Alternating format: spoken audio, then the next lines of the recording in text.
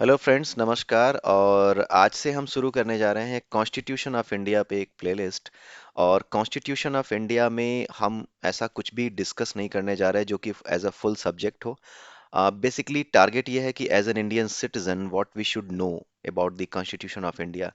जो भी हम न्यूज़ देखते हैं, जो कुछ भी हमारे चारों तरफ पॉलिटिकली हो रहा होता है, बहुत सी न्यूज़ हम सुनते हैं कि आज लोकसभा में ये हो गया, राज्यसभा में ये हो गया, इनको निकाल दिया गया, इनको रख लिया गया। जीएसटी जब लाया गया तो पूरे इंडिया के आधे स्टेट से क्यों जो है हमें परमिशन लेनी पड़ी, उनके यहाँ भी बिल क्यों पास करना पड़ा, दूसरे बिलों में ऐसा क्यों नहीं करना पड़ा।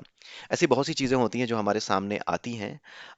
और हम उसे एज अ न्यूज़ ले लेते हैं, केवल उसे सुनकर बैठ जाते हैं। बट द थिंग इज़ कि as an Indian citizen if you take interest, जो कि आज की डेट में बहुत ज़रूरी है अगर आप इंटरेस्ट लेते हो, क्योंकि आज के समय में एक बहुत ही अजीब सी चीज़ हुई है। अजीब नहीं, it's a very good thing for India basically. और उस thing and that thing is known as political activism. ठीक है, पॉलिटिकल एक्टिविज्म ये एक नया कॉन्सेप्ट है जिसके बारे में अक्सर बात होती है। और इनफैक्ट जो आपके यूपीएससी के एग्जाम्स होते हैं उसमें बहुत बार इस वर्ड को पूछा गया है, इसको लेकर के बात की गई है कि what is the political activism. और पॉलिटिकल एक्टिविज्म का वाकई में ये समय है, क्योंकि हर आदमी, अगर आप डिस्कशन करते हुए देखें सड़कों पे, पान की दुकान पे, तो पहले जो डिस्कशन हुआ करते थे पॉलिटिक्स को लेकर के, उतने ज़्यादा जो है प्रभाव डालने वाले या ऐसे बहुत बड़े नहीं होते थे जो कि आपको उसका विजिबल इफेक्ट आपको अपनी डेली लाइफ में दिखाई दे, या फिर आप जो है बहुत ज़्यादा उससे कनेक्ट हो जाएं। बात वहीं की वहीं रहती थी और वहीं ख़त्म हो जाती थी। बाकी आपके हाथ में आपका वोट डालना होता था, जो कि बहुत से लोग डालते ही नहीं थे।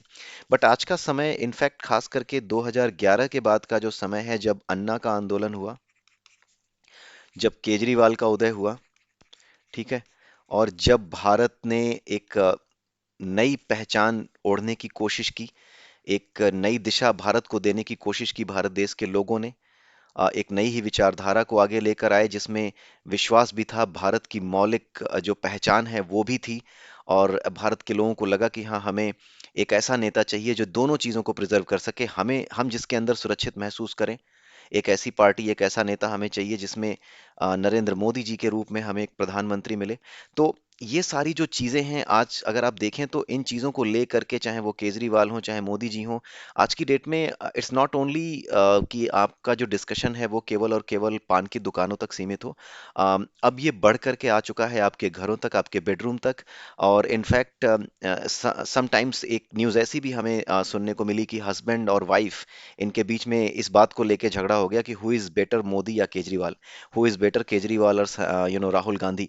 तो इस तरह की चीज़ों को लेकर के भी चीज़ें होने लगी। और एक तो बड़ी ही शॉकिंग न्यूज़ जो हमें देखने को मिली, दैट वाज कि एक लड़का और एक लड़की जो मतलब उनकी शादी तय हो चुकी थी, एंड जस्ट बिकॉज की जो लड़की है, लड़का है, she was not liking Modi. Modi से वो बेइंतहा, ही, मतलब वो बहुत ही बड़ा डिसलाइकर था मोदी का। And just because of that लड़की ने शादी से मना कर दिया। So the thing, jokes apart, but the thing is that कि ये जो पॉलिटिकल आप जो चीजें देखते हैं, जो डिस्कशन करते हैं, जिसमें जाने अनजाने आप उलझ जाते हैं, जिसमें जाने अनजाने आप पहुंच जाते हैं, वहां पर जाने के बाद आपको पता चलता है कि हाँ, you are very much attach to your political ideology. तो ये जो पॉलिटिकल आइडियोलॉजी से जो अटैचमेंट आज की डेट में देखने को मिल रहा है, that is something is called political activism, क्योंकि ये लगभग हर किसी के भीतर आ चुका है। हर कोई पॉलिटिकली अवेयर है, अवेयर होना भी चाहता है, और वो इन्वॉल्व होना चाहता है। जो डिसीजन गवर्नमेंट ऑफ इंडिया ले रही है, जो डिसीजंस, जो कुछ भी अपोजिशन डिसीजंस ले रही है, चाहे वो आंदोलन करने का हो, चाहे वो किसी भी चीज़ का हो, तो इसके बीच में बहुत सी ऐसी चीज़ें हमारे सामने आ रही हैं जहाँ पे भ्रमित करने की स्थितियां बनती हैं। अब क्योंकि पॉलिटिकली एक्टिवेट तो हर कोई हो चुका, but at the same time जो बेसिक अंडरस्टैंडिंग होनी चाहिए कॉन्स्टिट्यूशन को लेकर के, जो बेसिक अंडरस्टैंडिंग होनी चाहिए हमारे हिस्ट्री को लेकर के, हमारी जियोग्राफी को लेकर के, दुनिया की जियोग्राफी को लेकर के, दुनिया की जो पॉलिटी है उसको लेकर के, वो अभी भी हमारी उतनी मजबूत नहीं है। इसका इसका मतलब ये नहीं है कि हमें हर चीज़ बिल्कुल किताबें उठा के हमें पढ़ना शुरू कर देना है। बट हाँ, पढ़ना एक गुड हैबिट है, इट्स अ गुड हैबिट। सो अगर आप पढ़ना चाहते भी हैं तो अपार्ट फ्रॉम अदर थिंग्स कहीं ना कहीं क्रक्स के फॉर्म में कोई ऐसी बुक या कोई ऐसी चीज जो आपके कॉन्स्टिट्यूशन, आपकी हिस्ट्री, आपके देश की जो इकोनॉमी है, इसके बारे में थोड़ी बहुत बात करती हो, जो बेसिक्स हो उनको क्लियर कर सके, उसको जानना आपके लिए बहुत जरूरी है एज एन इंडियन सिटीजन। क्योंकि जब तक आप इन्वॉल्व नहीं होते तब तक कोई बात नहीं है, बट सिंस इंडिया का हर बंदा पॉलिटिकली एक्टिवेटेड है, ऑलमोस्ट हर बंदा, बहुत बड़ी पॉपुलेशन एक्टिवेटेड है, और इस एक पॉलिटिकल एक्टिविज्म के बाद ये बहुत जरूरी हो चुका है कि जो बेसिक्स हैं, एटलीस्ट जो बेसिक इंफॉर्मेशन हमारे सामने आती है। जैसे एक एग्जांपल के लिए अभी मैं आपको बताता हूँ कि जो हमारे यहाँ जब जीएसटी आया, देन हुआ क्या कि जब जीएसटी की बात आई तो आपने देखा होगा कि ये एक संविधान संशोधन था। ठीक है। अब संशोधन का मतलब आप जानते हैं, it's a modification in the constitution. Constitutional amendment था। तो जब कॉन्स्टिट्यूशनल अमेंडमेंट होते हैं तो बहुत से अमेंडमेंट्स हो चुके हैं अभी तक। ठीक है। लेकिन आपने जीएसटी के अलावा भी अमेंडमेंट्स सुने होंगे कि और भी अमेंडमेंट्स हुए हैं। But the only thing, the only difference you can see is कि जीएसटी के केस में आपने देखा होगा कि हमारे देश में उस समय 30 स्टेट्स थे। 30 स्टेट्स में से 16 स्टेट्स का आपको जो है वो चाहिए ही था। 29 स्टेट्स थे, 29 में से 15 स्टेट्स का आपको चाहिए ही था अप्रूवल। तो जब आप संविधान संशोधन कर रहे हो, बाकियों के लिए नहीं किया ऐसा कि आप हर स्टेट से, 16 स्टेट से या 15 स्टेट से पूछने जाओ। बट जीएसटी के केस में ऐसा क्यों हुआ? ये ऐसा कौन सा संविधान संशोधन है, उस किस केस में ऐसा होना चाहिए, क्यों होना चाहिए, और बाकियों के केस में क्यों नहीं होता? सो being a politically activated animal, humans are also the social animals, so मैंने ये बोल दिया animal. But the thing is कि this is very much important कि आप संविधान की कुछ विशेष जो चीजें हैं, जो बेसिक कॉन्सेप्ट्स हैं, उसको जरूर जानें, उसे जरूर समझें। बिकॉज उसके बिना होगा क्या कि हम कुछ भी बोलेंगे और हमारी अपनी अंडरस्टैंडिंग के हिसाब से हम जो डिसीजन लेंगे या हमारी जो पॉलिटिकल आइडियोलॉजी होगी वो बेसिकली केवल और केवल इस बेस पे खड़ी रहेगी कि हम कितने अपनी पॉलिटिकल आइडियोलॉजी को लेकर के कितने उससे अटैच हैं, कितने उससे भावुकता के साथ जुड़े हुए हैं। तो भावुकता काम करने लगेगी। भावुकता वहां तक जरूरी है कि भाई आपको अपनी कंट्री से प्यार है, आपको अपनी कंट्री, अपने समाज, अपने देश के लोगों की परवाह है। But at the same time अगर आप इन रूल्स को, इन कॉन्सेप्ट्स को नहीं जानते और बिना जाने अगर आप उन चीज़ों पे कमेंट करते हैं या फिर उन उन चीज़ों को अ, सही या गलत की टोकरी में रखते हैं, then in that case this is something कि आपकी वो पूरी की पूरी जो डिस्कशन है, जहां पर आप, या फिर आपकी जो इन्वॉल्वमेंट है as a politically activated personality, वो बेकार हो जाएगी, उसका कोई मतलब रह नहीं जाएगा, क्योंकि अल्टीमेटली वो सिर्फ बातें रह जाएंगी। और अगर आपको चीज़ें ठीक से पता है, then you will be able to understand कि गड़बड़ कहाँ है, या फिर गड़बड़ है भी या नहीं वो, या फिर जिस चीज़ को मैं गड़बड़ समझ रहा हूँ वो गड़बड़ है, या फिर एक बैलेंस बनाए रखने के लिए उसको सिस्टम में रहना, उस प्रावधान का या उस प्रोविजन का सिस्टम में रहना जरूरी है। That all we need to understand, right? So इसीलिए कुछ जो बेसिक कॉन्सेप्ट्स हैं संविधान को लेकर के, कॉन्स्टिट्यूशन ऑफ इंडिया को लेकर के, उन चीज़ों को डिस्कस करने की कोशिश हम इस सीरीज में करेंगे। And that is what the purpose of this series is. So सबसे पहले तो हम जब ये जानने की कोशिश करते हैं कि भारत का संविधान क्या है, लेकिन उससे पहले जो जरूरी चीज़ है, वो जो जानना बहुत जरूरी है, वो है कि भारत है क्या, कहाँ कहाँ पे भारत है, किस किस जगह पे भारत है, वो सारी चीज़ें हमें समझना जरूरी है। तो इन चीज़ों को समझने के लिए let me do one thing, कि भारत का जो मैप है उसको मैं यहाँ कॉपी एंड पेस्ट करता हूँ, और उसके बाद हम डिस्कशन करना शुरू करते हैं बहुत ही इंपॉर्टेंट कॉन्सेप्ट को, जिसको हम कहते हैं territory of India. Territory of India, Bharat की सीमा रेखा, या फिर भारत की जो टेरिटरी है, जो भारत की सीमा है, वो कहाँ कहाँ है, किस किस जगह को, कौन कौन सी जगह को भारत की सीमा कहा जा सकता है, किस जगह को भारत कह सकते हैं। एक तो ये जो मैप है आप ये देख रहे हैं, ये तो भारत है ही, इसके जितने भी स्टेट्स हैं वो आप जानते हैं, कौन कौन से स्टेट्स हैं। अगर नहीं भी पता है, देन यू शुड नो कि कौन सा स्टेट कहाँ है। That is up to you कि आप मैप देखते हैं, आप भारत को कितने अच्छे से जानते हैं, भारत के नक्शे को कितने अच्छे से जानते हैं, इसके फिजिकल और जियोग्राफी का सब्जेक्ट है वो उतना आपके लिए इम्पोर्टेंट है ही जितना कि कॉन्स्टिट्यूशन इम्पोर्टेंट है। बट हाँ, जानना जरूरी है कि कौन सी चीज़, कौन सी जगह किस जगह पे है, कौन सा स्टेट किस जगह पे है।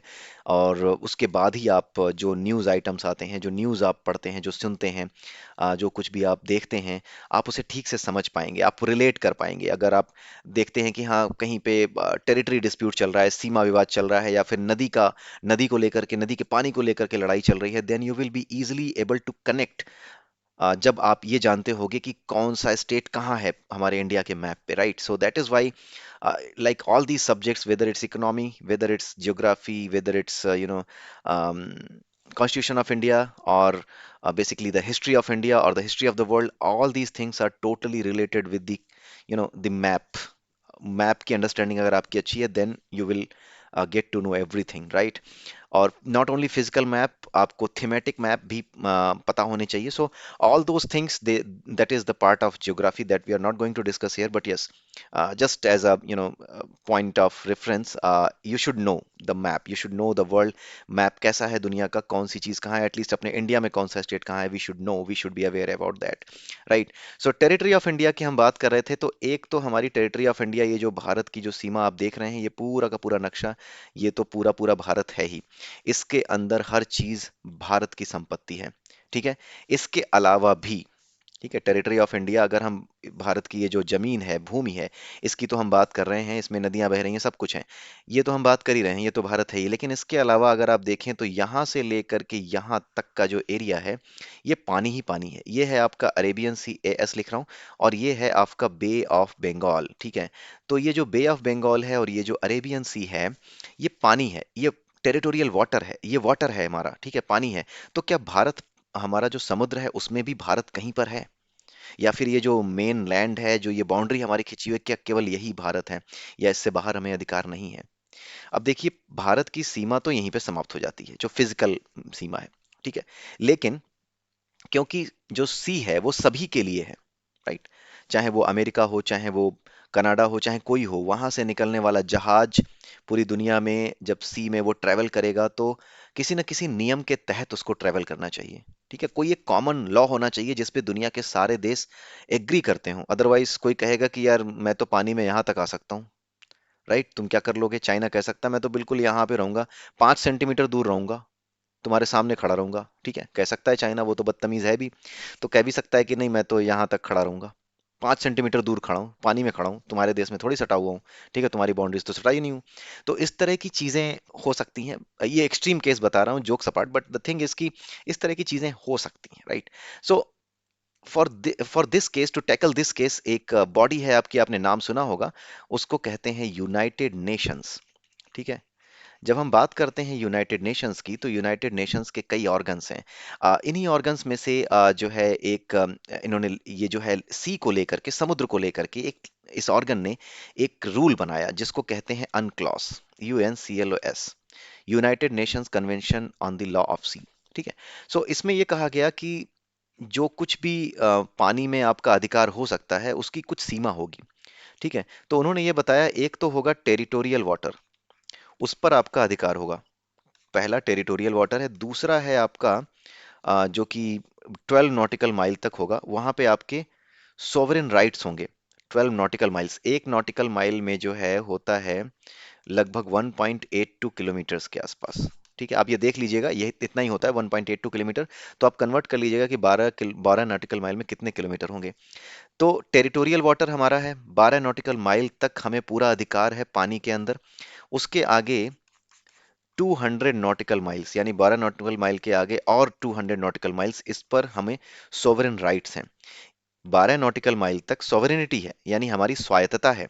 लेकिन 200 नॉटिकल माइल्स, जो 12 के आगे 200 है, वहां पे सोवरेन राइट्स हैं, यानी कि आप खनन कर सकते हो, आप साइंटिफिक रिसर्च कर सकते हो, ये सारी चीजें कर सकते हो, अ, ये सारा काम कर सकते हो, but you can not put tax, क्योंकि टैक्स आप लगाओगे तो वहीं लगाओगे जहां पर आपकी टेरिटरी होगी, राइट? अब हम ये समझेंगे कि टेरिटोरियल वाटर क्या है, 12 नॉटिकल माइल कहाँ तक है, और 200 नॉटिकल माइल ये कहाँ तक है. तो अगर आप देखें तो ये जो भारत का ये तट है ना, ये जो शोर है, ये शोर देखने में आपको बहुत सीधा सा लग रहा है, बट इसलिए सीधा लग रहा है क्योंकि ये बहुत छोटा सा नक्शा है, ये बहुत छोटा सा आपको पोर्शन दिख रहा है इंडियन मैप का. द थिंग इज कि अगर हम इसको बड़ा करें, राइट, लेट मी गो बॉटम, अगर इसको थोड़ा सा बड़े रूप में देखें तो आपको लगेगा कि ये ऐसे ऐसे करके ना कुछ कटा फटा होगा, ठीक है? और अंदर जो है बड़े बड़े जो है यहाँ पे पानी घुसा होगा, काफी बड़ा बड़ा होगा, कहीं पर ये बड़ा टेढ़ा मेढ़ा होगा, ऐसा ऐसा सा होगा. तो होता यह है कि ये जो टेढ़े मेढ़े से है ना, इसमें जो सबसे बाहर का जो मैक्सिमम एरिया होता है, वहां से लेकर के जो लाइन बाहर जितने भी निकले हुए हैं उन सबको मिलाने वाली जो लाइन खींची जाती है, उस लाइन को ही हम क्या कहते हैं, बेस लाइन कहते हैं ऑफ दैट कंट्री। ठीक है, बेस लाइन फॉर दैट सी शोर, फॉर दैट कंट्री। तो ये जो बेस लाइन होती है, इस बेस लाइन के अंदर जो भी पानी भरा हुआ है ना, इसी को हम कहते हैं टेरिटोरियल वाटर। ये जो पहला टेरिटोरियल वाटर हमने समझा, ये वो है। ठीक है।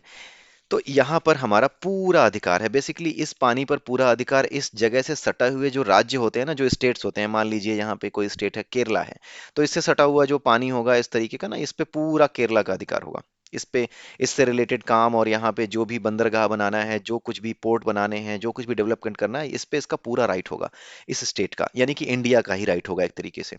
ठीक है। तो बेस लाइन के भीतर जो भी पानी होता है उसको क्या कहते हैं, टेरिटोरियल वाटर कहते हैं। उसके आगे 12 नॉटिकल माइल आप बेस लाइन से बिल्कुल पैरेलल चलते चले जाओ। ठीक है, इसके बीच में जो कुछ भी है वो हमारा पूरी तरीके से सोवेरेन राइट है हमारा। इस पे हम टैक्स लगा सकते हैं, इसके अंदर कोई भी जहाज आता है तो उससे हम टैक्स ले सकते हैं कि तुमने हमारे पानी का इस्तेमाल किया, हमारे पानी में अंदर आए। राइट। उसके आगे जो 200 नॉटिकल माइल है, यहाँ से लेकर के आगे 200 तक का, वहां पे हमें सोवरेन राइट्स हैं, लेकिन यहाँ पे हम क्या करते हैं, यहाँ पे टैक्स वगैरह नहीं लगा सकते। ठीक है। तो ये सारी चीजें हमें समझनी होंगी। तो ये सोवरेन राइट्स है, सोवरेनिटी हमारी यहाँ तक है 12 नॉटिकल माइल तक। राइट। तो यहाँ पे टैक्स लगा सकते हैं। अब सिंस टैक्स के बारे में तो संविधान में कहा ही गया है, तो इसका मतलब संवैधानिक जो भारत का संविधान है, कहाँ तक लागू हो रहा है, अगर यहाँ तक लागू हो रहा है तो ये पूरी तरीके से भारत की टेरिटरी के अंदर समझा जा सकता है। तो आज हम टेरिटरी के बारे में समझ रहे हैं। Later on we will understand कि किस तरीके से भारत का संविधान कहाँ कहाँ लागू होता है। And now let us see one more thing, कि हम ये सारा का सारा उड़ा दें एक बार, और दोबारा एक नई चीज समझें, जिसको हम कहते हैं कि टेरिटरी कहाँ कहाँ तक फैली है। तो पहली चीज है कि टेरिटरी अगर आप देखो तो भारत की जो संसद है, यानी जो पार्लियामेंट है, वो भी भारत की टेरिटरी है। ठीक है, यानी भारत की संसद तो भारत के अंदर ही होगी। ठीक है, वो भी टेरिटरी है। उसके अलावा अगर आप देश से बाहर जाते हो, तो अगर आपने देखा हो तो किसी दूसरे देश का जो दूतावास होता है, ठीक है, जिसको एम्बेसी भी कहते हैं, ठीक है, और दूसरा नाम हम देते हैं हाई कमीशन। ठीक है, एक होता है एम्बेसी, एक होता है हाई कमीशन। इन दोनों में डिफरेंस होता है, लेकिन काम दोनों एक ही करते हैं। पासपोर्ट एम्बेसी भी रिलीज करता है, पासपोर्ट हाई कमीशन भी रिलीज करता है। कुछ देशों की अपने यहाँ एम्बेसी है, राइट, और कुछ देशों का हमारे यहाँ क्या है, हाई कमीशन है। राइट। अब ये समझने के लिए मैं आपको बता दे रहा हूं कि एम्बेसी और हाई कमीशन होते क्या है। अगर हमारा एम्बेसी किसी दूसरे देश में हो या हमारा हाई कमीशन किसी दूसरे देश में हो, तो हम जहां पे बैठे हैं, मान लीजिए पाकिस्तान के अंदर हम बैठे हैं, और हमारी वहां पे क्या है, एक हाई कमीशन है, या फिर हमारे, या फिर किसी दूसरे देश की भी बात करें तो या कह लें कि उसकी एम्बेसी है। ठीक है, भारत का हाई कमीशन या फिर किसी दूसरे देश की एम्बेसी। तो अगर भारत का हाई कमीशन या जो है भारत का जो दूतावास है, हिंदी में दोनों को दूतावास ही कह देते हैं। ठीक है। तो इसको अगर हम देखें कि अगर दूतावास कहें, तो देखा जाए तो ये भारत के लिए, पाकिस्तान के लिए अंदर, पाकिस्तान के अंदर भारत की हाई कमीशन होती है। लेकिन अगर हम देखें तो हिंदी में इसको दूतावास ही कहते हैं। तो दूतावास ही नाम लेकर अगर हम चलें, तो अगर दूतावास हमारा भारत का पाकिस्तान के अंदर है, जहां से वीजा लगाया जाता है पाकिस्तान के लोगों के लिए, भारत के लोगों के लिए, या फिर भारत का जो राजदूत होता है जहां बैठता है, तो ये जो पूरी बिल्डिंग होगी ना, हाई कमीशन जो पाकिस्तान के अंदर, या फिर जो पूरा दूतावास होगा, ये भी भारत की क्या है, टेरिटरी है, ये भी इंडियन टेरिटरी है। अगर आप ये सोचो कि पाकिस्तान की आर्मी इस हाई कमीशन में घुस गई, राइट, तो ये पाकिस्तान का मामला है, तो ऐसा नहीं है। अगर इस पे किसी ने भी, पाकिस्तान की आर्मी ने अगर घुसने की कोशिश की, इस पे हमला करने की कोशिश की, तो इसे किस पे हमला माने जाएगा, इसे हमला माना जाएगा भारत पे। तो भारत की टेरिटरी क्या होती है, आई होप आपको समझ में आ रही होगी। ये भारत की टेरिटरी है। अभी एम्बेसी और हाई कमीशन के बारे में एंड ऑफ द वीडियो में आपको बता दूंगा। तो एक तो दूतावास हो गया, एक हो गया हमारी संसद और भारत का पूरा जो एरिया है जिसमें हम रहते हैं, जिस भारत में। तीसरा हो गया, मान लीजिए भारत का कोई ऐसा असेट है, जैसे, या फिर कोई ऐसी चीज है जो कि जिसके थ्रू आप ट्रेवल कर रहे हो, राइट, लाइक अगर आपका जो एरोप्लेन है, ठीक है, अगर ये एरोप्लेन क्या है आपका, कनाडा में खड़ा है, राइट, या फिर यूएस में खड़ा है, या पाकिस्तान में खड़ा है, ठीक है, तो अगर किसी भी देश में ये खड़ा है और ये भारत का एरोप्लेन है, ये भारतीय संपत्ति है, चाहे प्राइवेट हो चाहे सरकारी हो, अगर ये भारतीय संपत्ति है और किसी भी देश में खड़ा है, तो जिस देश में ये खड़ा है उसके भीतर जितने भी लोग बैठे हैं वो भारत की सीमा के भीतर हैं, वो भारत की टेरिटरी के भीतर हैं। अगर उन पे हमला होता है तो इसे भारत पे हमला माना जाएगा। आपने सुना होगा, अक्सर आप न्यूज़ में सुनते होंगे कि भारत की एक न्यूक्लियर डॉक्ट्रिन है, परमाणु डॉक्ट्रिन है। उस जो हमारा परमाणु बम इस्तेमाल करने को लेकर के जो नियम है, जिसको डॉक्ट्रिन कहते हैं, वो नियम कुछ ये कहता है कि हम पहले हमला नहीं करेंगे। भारत की जो न्यूक्लियर डॉक्ट्रिन है वो यही है कि we will not attack first, but if someone attacks on the Indian territory. इसका मतलब आप समझ रहे हैं, सिर्फ भारत में नहीं, सिर्फ भारत में नहीं, भारत का दूतावास कहीं पे हो, जैसे पाकिस्तान में अगर किसी ने उठा करके मार दिया एटम बम हमारी टेरिटरी में, यानी हमारी एम्बेसी में, हमारे जो है राजदूत में, ठीक है, हम सॉरी हमारे दूतावास में, या फिर कोई एरोप्लेन था उस पे जो है एटॉमिक अटैक हो गया, एटॉमिक वेपन से अटैक हो गया, ठीक है, ये हो गया, एरोप्लेन हो गया, आपका दूतावास हो गया, या फिर पानी का जहाज है जो कि भारत की संपत्ति है, जो शिप है, ठीक है, ये भी भारत की संपत्ति है, चाहे कहीं जा रहा हो, इस पे अटैक हो गया, इन दैट केस क्या होगा कि ये भारत की टेरिटरी पे हमला माना जाएगा। इंडिया की न्यूक्लियर डॉक्ट्रिन आपने सुनी होगी कि we will not attack first, we will not use it first, but if someone will attack on our territory, then we will ensure that we will wipe out that country from the earth। हम उसको पूरी तरह से उड़ा देंगे। ये जो doctrine है हमारी, ये इस तरीके से लागू होती है किस पे? टेरिटरी पे, यानी ये दूतावास पे भी लागू होती है। किसी ने दूतावास पे हमला कर दिया तो भी वो भारत पे हमला माना जाएगा। एरोप्लेन पे जो भारत की संपत्ति अगर उस पे कर दिया तो वो भारत पे हमला माना जाएगा। कोई शिप अगर है उस पे हमला कर दिया तो भी उसको भारत पे हमला माना जाएगा। ये चीजें आप ध्यान रखिएगा कि भारत की टेरिटरी कहाँ कहाँ पे है। इसके अलावा कुछ चीजें और समझने वाली हैं कि जो कुछ भी भारत की टेरिटरी के अंदर है, भारत के अंदर तो, भारत की टेरिटरी के अंदर तो सिटीजन हो और नॉन सिटीजन दोनों तरह के लोग होते हैं। जो भारत की सीमा रेखा, जो भारत का मैप है, उसके अंदर तो हर आदमी इंडियन है या फिर इंडिया से बाहर का है। लेकिन जो यहाँ से बाहर कहीं एरोप्लेन में बैठा हुआ है, ठीक है, और अगर वो इंडिया का सिटीजन है, ठीक है, तभी वो, टेरिटरी तो इंडिया की ही है, तभी वो जो है इंडियन सिटीजन होने के बाद भी वो क्या है, विद इन द टेरिटरी है, और भारत का जो संविधान है तभी उसके ऊपर लागू होगा जब वो भारत का नागरिक है। अगर भारत का नागरिक नहीं है और भारत की सीमा के अंदर नहीं है और भारत के बाहर वो ट्रेवल कर रहा है और वो इंडियन टेरिटरी में है, तो वो सारे नियम जो कि नॉन सिटीजन्स पे लागू होते हैं वही नियम वहां पर भी लागू होंगे। यानी पूरी तरीके से भारत की सीमा रेखा के अंदर जो नियम लागू होते हैं वही भारत की टेरिटरी को जो भी डिफाइन कर रहा है वहां पर भी सिटीजन्स प्लस नॉन सिटीजन्स पे उसी तरीके से लागू होते हैं। अगर आप यहाँ एरोप्लेन में खड़े थे, अंदर बैठे थे, अगर इससे बाहर निकल के आकर खड़े हो गए, राइट, तब आप इंडियन टेरिटरी में नहीं हो। राइट, आप इससे बाहर खड़े हो गए, इस शिप से कूद गए तो आप इंडियन टेरिटरी में नहीं हो।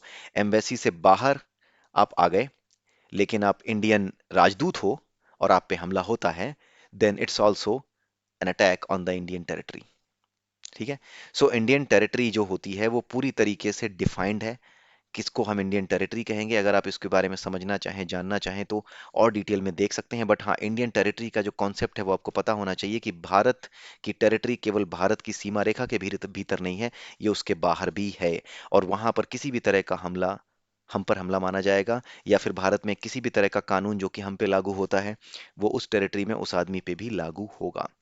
ठीक है, मान लीजिए जैसे भारत में एक कानून है कि किसी भी तरीके से आप इंडिया के अंदर रह करके सेक्स डिटर्मिनेशन नहीं करा सकते हो पैदा होने वाले बच्चे का।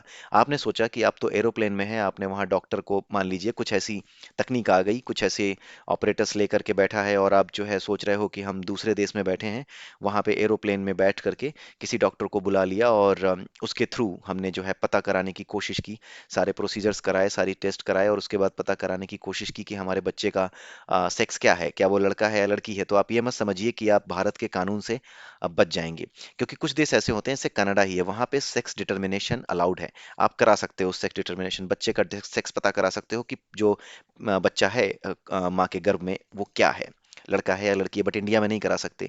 आप ये सोचो कि कनाडा में कोई एरोप्लेन खड़ा है और वहां पे जो है आपने पता करने की, एक हाइपोथेटिकल सिचुएशन है, ठीक है, एक इमेजिनेशन करो आप कि ऐसा हो रहा है, ठीक है, ये सचमुच में नहीं हो सकता, ऐसा हो रहा है। एक सिनेरियो बता रहा हूँ कि उस एरोप्लेन में आप बैठे हो और किसी डॉक्टर से हेल्प ले रहे हो कि जरा मेरे बच्चे का सेक्स आप बताइए कि क्या होगा, क्या होगा, वो लड़का है कि लड़की है।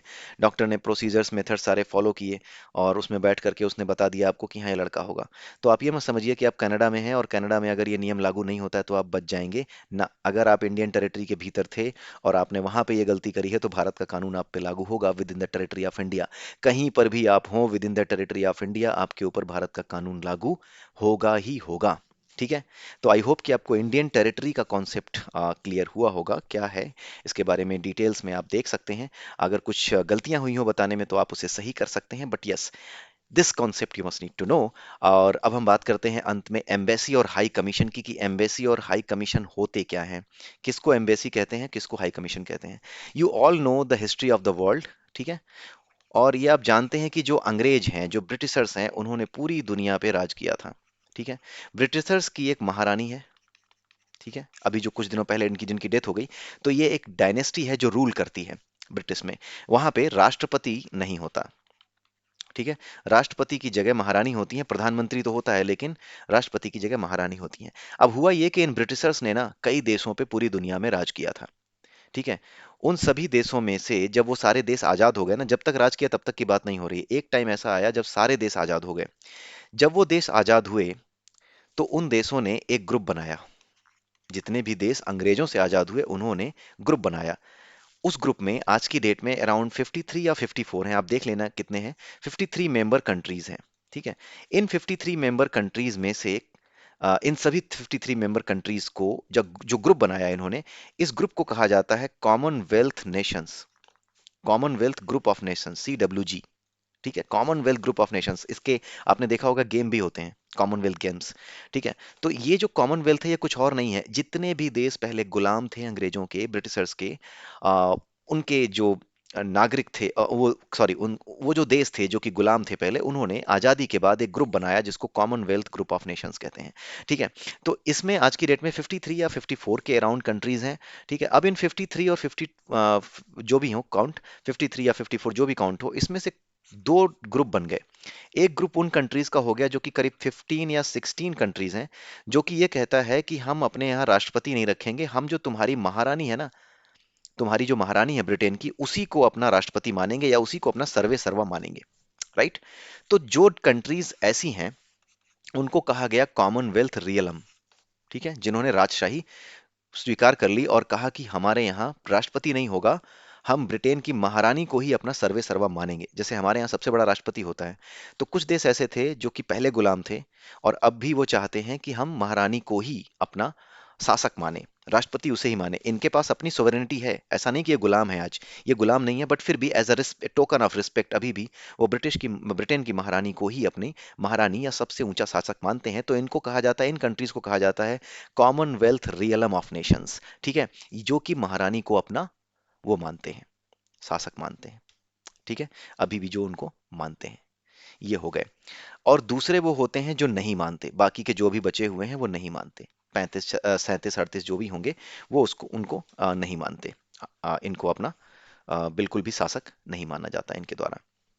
तो होता ये है कि जो भी कंट्रीज हैं, ठीक, जैसे एक कंट्री है यहाँ की, हमारे, हाँ ये एक कंट्री ये है हमारी। ठीक है। तो हम ये मानते हैं कि हमारी जो कंट्री है इंडिया, हम ये मानते हैं कि हम इंडिपेंडेंट है, हमारा राष्ट्रपति होगा। ठीक है। तो ये रहा इंडिया। लेकिन दूसरा देश है कनाडा। ठीक है। कनाडा में क्या होता है कि वहां पे राष्ट्रपति नहीं होता, आप अगर देखोगे तो वो अपना जो सर्वे सर्वा है वो किसको मानते हैं, महारानी को मानते हैं राष्ट्रपति की जगह। तो अगर इंडिया के अंदर कनाडा अपना दूतावास खोलेगा तो अंग्रेजी में उसको कहा जाएगा हाई कमीशन। ठीक है। कैनेडियन हाई कमीशन कहा जाता है। अगर आप वीजा लगवाते हैं कभी, या फिर आप लोगों में से किसी ने वीजा लगवाया होगा कभी, then you must be aware कि आपके पास जो मेल्स आती हैं वो कनाडियन हाई कमीशन से आती हैं, एम्बेसी से नहीं आती। तो अगर कोई ऐसा देश है जो कि कॉमनवेल्थ रियलम का है, तो उसका जो दूतावास होगा किसी भी देश में, उसको क्या कहा जाएगा, हाई कमीशन कहा जाएगा। कनाडियन हाई कमीशन हमारे देश में कहा जाता है। इंडिया के अंदर जो दूतावास है कनाडा का, उसको कनाडियन हाई कमीशन कहा जाता है। ठीक है। तो इस तरीके से आप हाई कमीशन या एम्बेसी डिसाइड करते हो, ये हाई कमीशन है। लेकिन अगर आप इंडिया में देखोगे ना, तो यूएसए की एम्बेसी है। क्यों? क्योंकि यूएसए का राष्ट्रपति होता है अमेरिका का। वो अपना राष्ट्रपति रखता है, वो महारानी को अपना सर्वे सर्वा नहीं मानता। तो जो महारानी को सर्वे सर्वा नहीं मानता उसकी तो होती है एम्बेसी। जैसे इंडिया नहीं मानता तो पाकिस्तान के अंदर मिलेगी उसकी एम्बेसी। ठीक। दूतावास को एम्बेसी कहा जाएगा, पाकिस्तान में कनाडियन है, उसको हाई कमीशन नहीं कहा जाएगा। कोई भी और यूएस होगा तो उसकी भी वो होगी, एम्बेसी होगी पाकिस्तान के अंदर। तो अब आप समझ गए होंगे कि कौन से देश की एम्बेसी को हाई कमीशन कहा जाएगा किसी दूसरे देश में, या कौन से देश का जो दूतावास होगा उसको कब एम्बेसी कहा जाएगा अंग्रेजी में, ये आप समझ गए होंगे। ठीक है। हाई कमीशन, दूतावास, हिंदी में दूतावास, अंग्रेजी में हाई कमीशन एंड एम्बेसी। तो ये जो कॉन्सेप्ट्स हैं बेसिक, ये आपको पता होने चाहिए कि why these words are used, कैसे यूज किए जाते हैं, इनके पीछे की हिस्ट्री क्या है। Because as an Indian citizen कम से कम इतनी बेसिक चीजें वी शुड नो, एंड इतना हमारे पास टाइम होता है कि हम इन्हें जान सकें चलते फिरते, आगे पीछे जैसे भी हो हमें पता होना चाहिए। So that's why we have started this series. So इसमें बहुत सी चीज़ें आगे आकर के भी हम समझने की कोशिश करेंगे, बहुत से टर्म्स आपके क्लियर होंगे, बहुत सी चीज़ें जो आप अपने आसपास देखते हैं, जो आपको लगती होंगी कि हाँ ठीक है, जस्ट न्यूज़ हमने सुन ली है, ऐसा हो गया वैसा हो गया, न्यूज़ की तरह, इन्फॉर्मेशन की तरह रख लिया आपने। बट आप अगर पॉलिटिकली एक्टिवेटेड हो चुके हैं तो ये बहुत ज़रूरी है कि आप नॉलेज भी रखें कॉन्सेप्चुअली थोड़ी सी। अदरवाइज सिर्फ पॉलिटिकली एक्टिवेट होना और चीज़ें पता ना होना, जिस चीज़ में आप इन्वॉल्व हो रहे हो, वो एक दुधारी तलवार बन जाता है। राइट। सो उस तलवार से बचने के लिए ही we should know basic, at least basic things हमें पता होनी चाहिए। So that's why we have decided कि हम यहाँ पर ये वीडियोस डालेंगे। Right. So with this, I'm going to end this video for today. In the next video, we will start with the basic concepts of Constitution, कि कैसे बना, कैसे आया, किन किन देशों से हमने कॉन्स्टिट्यूशन के प्रोविजंस लिए हैं। बहुत से प्रोविजंस हैं हमारे कॉन्स्टिट्यूशन में, तो कौन सी जगह से कैसे हमने कौन सा प्रोविजन ले लिया, ये सारी चीज़ें हम डिस्कस करेंगे। So till then, have a nice day and bye bye.